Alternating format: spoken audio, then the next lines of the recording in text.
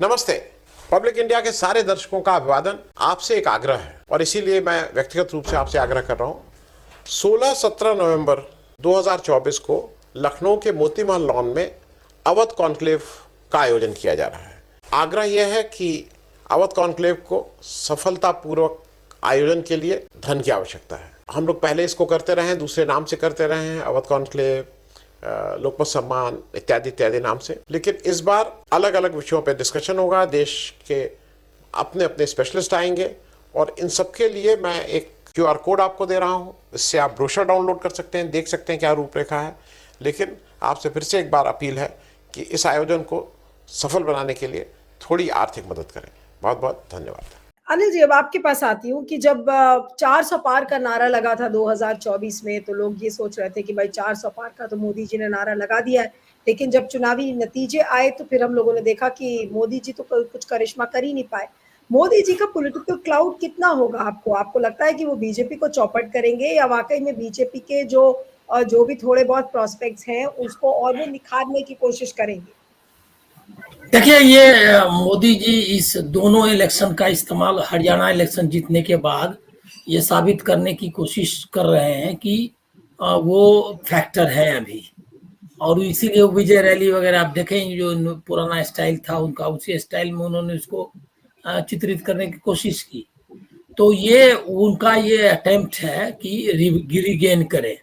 अब सवाल ये उठता है, मतलब उनकी अपील नहीं है, ये तो क्लियर हो गया है। इसके बारे में सब लोगों ने बताया अभी कि उनकी अपील बहुत कम हो गई, ये लिमिटेड अपील है। जो अपील है वो अपील में भी अभी दिक्कतें हैं, तो वो तो क्लियर है। लेकिन उस अपील, जो भी अपील रिगेन करने की कोशिश कर रहे हैं, क्या वो कर पाएंगे ये रिगेन इसके जरिए?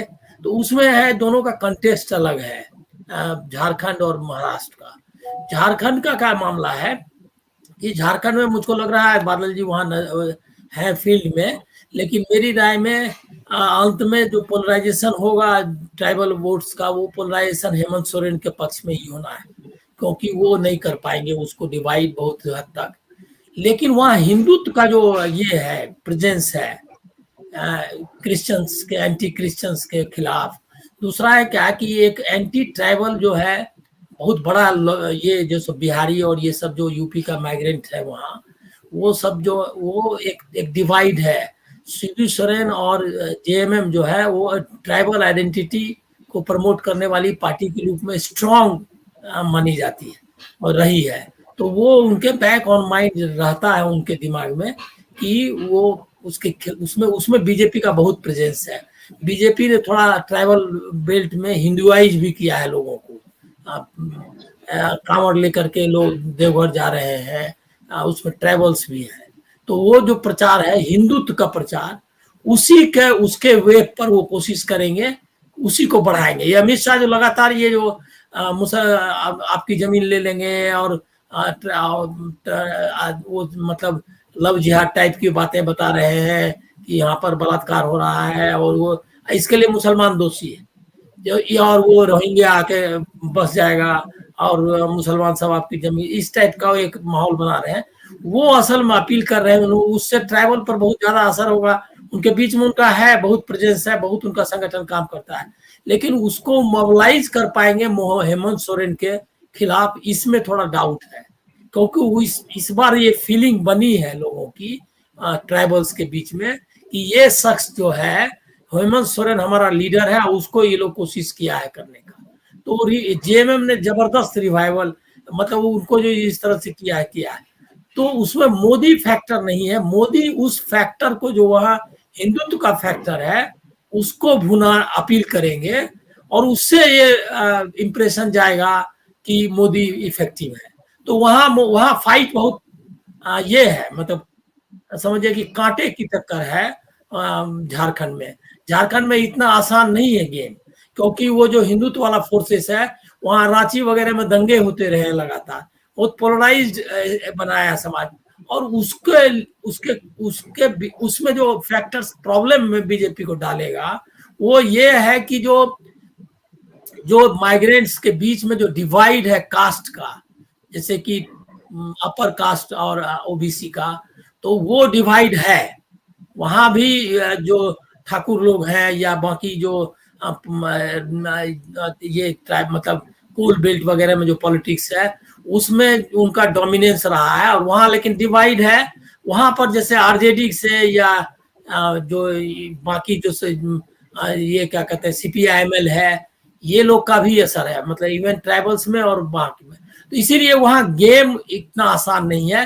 मोदी फैक्टर नहीं है, वहाँ हिंदुत्व एक बड़ा फैक्टर है। वो यहाँ महाराष्ट्र में अब मोदी, लेकिन उस फैक्टर के कारण मोदी की अपील है, इसीलिए कि वो मोदी वो उन चीजों को अमित शाह को आप समझिए कि किसी भी तरीके से वो कोई ऐसे नेता तो है नहीं मास लीडर, लेकिन उनकी अपील क्या है, यही हिंदुत्व के कट्टर हिंदुत्व वाली अपील है। तो वो हेमंत बिश्व शर्मा को कौन मतलब झारखंड में क्या अपील है, लेकिन वो वहाँ का इंचार्ज भी बना हुआ है और वहाँ रोज वहाँ के हेडलाइंस में रहता है वो। तो वो जो है, तो ये उसकी बीजेपी और आरएसएस की जो हिंदुत्व वाली अपील है वो झारखंड में है काफी डीप रूटेड, इसको आपको अस्वीकार नहीं कर सकते। लेकिन वो मोदी के कारण कोई वोट करने वाला ऐसा कुछ नहीं है। अब मैनिपुलेशन वही चालू है। महाराष्ट्र का मामला जहां तक है, महाराष्ट्र में ये सारा जो हिंदुत्व का सारा फैक्टर है उसको नलीफाई हो गया है मराठी अस्मिता के मामले। मोदी जितना जगह जाइए, सही बताया गिरीश जी ने, मोदी जितनी जगह जाएंगे ना उतना वोट कम होगा यहाँ। मतलब क्या है कि वो जो हिंदुत्व वाला भी जो फोर्स यहाँ है, जो बावन कुले ने कल अनाउंस किया सारा उनका शेड्यूल कि 8 तारीख से लेकर 18 तारीख तक लगातार उनकी 11 रैलीज हैं बताई जा रही है जो महाराष्ट्र में है। तो आपको क्या लग रहा है कि क्या वाकई में इसका कोई फायदा होगा या फिर प्रधानमंत्री हैं उनको जाना है? और एक जो दूसरा सवाल है कि क्या वो अपनी खोई हुई लेजिटिमेसी अब महाराष्ट्र और झारखंड से ही तलाशने की कोशिश कर रहे हैं कि भाई मोदी को अपने आप को रेलिवेंट बनाना है तो कहीं तो जाएंगे? ये देखिए वो वही कोशिश कर रहे हैं। बीजेपी के अंदर जो फाइट चल रही है उसमें महाराष्ट्र को की जमीन को छोड़ना नहीं है अमित शाह और मोदी, और वहां आरएसएस और ये जो उसने अपना कंट्रोल ले लिया है उस कंट्रोल की फाइट है कि वो जो है वो बताना चाहते हैं। और उसमें उनको आरएसएस ने एक तरह से जो कहा विवेक ने, एक तरह का उनका सीज फायर, मैं कहूंगा वो एक सीज फायर उनके बीच में हो गया है कि फिलहाल हम आपको मतलब डिस्टर्ब नहीं करेंगे। लेकिन उनकी प्रायोरिटी भी उन्होंने तय कर दी है कि योगी आदित्यनाथ भी आएंगे महाराष्ट्र, वो आरएसएस लाएगा उनको। तो इसीलिए वो कोशिश कर रहे हैं। स्टार प्रचारकों की जो लिस्ट है उसमें तो योगी आदित्यनाथ का नाम भी है, वो तो जाएंगे ही जाएंगे। तो वो योगी आदित्यनाथ को भी लाएंगे। और आरएसएस का नेक्स्ट जो अभी तक लोगों को लग रहा था कि योगी आदित्यनाथ को आरएसएस ने मोदी ने निकाल दिया और वो कम हो गया, वो बीच में किया, लेकिन अभी हमारे को जैसा ट्रेंड मुझको दिख रहा है और उन्होंने उनको कटेंगे बटेंगे का भी ये एंडोर्स किया है। तो मोदी मतलब वो हिंदुत्व के नए लीडर के रूप में योगी आदित्यनाथ को लाने की फिराक में है।